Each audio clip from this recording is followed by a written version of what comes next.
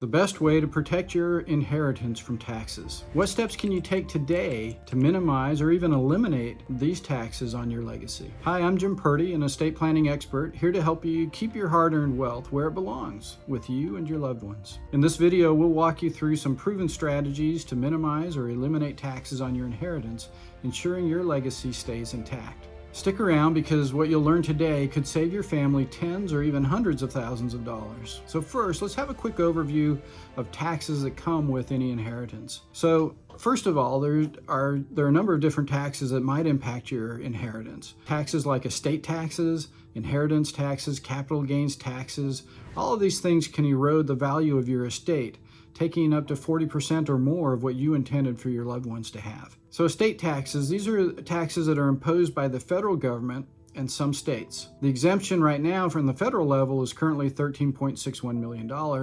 2024, but it may decrease after 2025. They're currently set to sunset at the end of 25 if the Trump Tax Act isn't renewed. Inheritance taxes are taxes that a state might impose. And in Florida, there is none. So there's no inheritance tax in Florida, just the federal estate tax issue. And then you have capital gains taxes.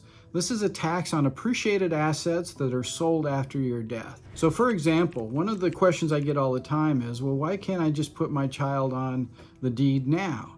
And that way it'll pass outside of probate. Well, that may be an effective strategy under certain circumstances, but for most people, if you do that, you have made the gift at the time of the transfer, the time of the deed. And so when you pass, the property goes to your loved one, but it doesn't come with a stepped up basis for tax purposes like it would if they inherited it through a will or a trust. You want to preserve that and save that money, that stepped up basis for tax purposes, because otherwise, so for example, if at the time you transfer and put your child on a deed, the house is worth $500,000. And then by the time you pass, the house is worth $1 million. That child's basis in the property is $500,000. That's what it was worth when they received it. And so if they want to sell it when you pass, they're going to pay capital gains tax on that $500,000 gain. Now, if you wait and pass on your property as part of their inheritance through probably a revocable trust, then they're going to get the stepped up basis at $1 million, and there won't be a capital gains tax burden on them when they sell that property. What are some strategies that you can use to protect your inheritance? Well, first of all, you want to maximize the estate tax exemption. So you understand that the current exemption limits and forecasts your estate value, and you want to plan to mitigate those potential tax liabilities after 2025. So if your estate is near that federal threshold, you want to put some strategies into place. You want to work again to minimize the impact that tax may have on you. And there's a whole plethora of things that you can do that are fairly advanced planning that you can do for that. You can utilize lifetime giving. Giving a gift up to $18,000 per recipient annually will reduce your taxable estate. There's great power in front-loading gifts for larger amounts, such as funding education for one of your children. Third, you can leverage irrevocable life insurance trusts, or ILITs.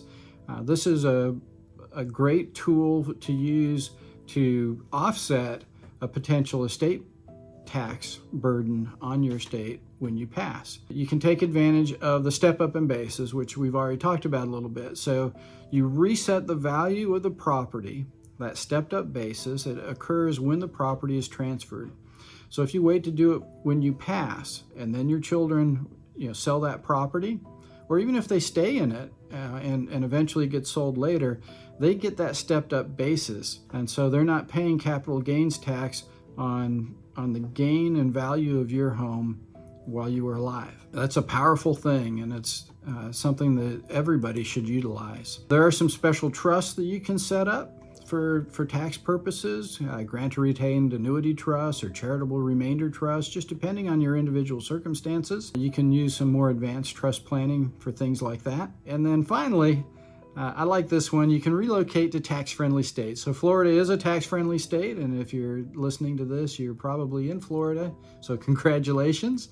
If you're not, you should move to Florida or to Texas or a state like that that doesn't have the same tax burden that other states do. If you do all of those things, or some of those things, they're all tools that are available to you to help minimize the impact of taxes on your estate planning. Taxes can erode your wealth quickly if you don't plan ahead. So click the link below to schedule a consultation or join my free workshop on advanced estate planning strategies. Oh, and YouTube thinks this is the best video for you, so make sure that you check that one out as well.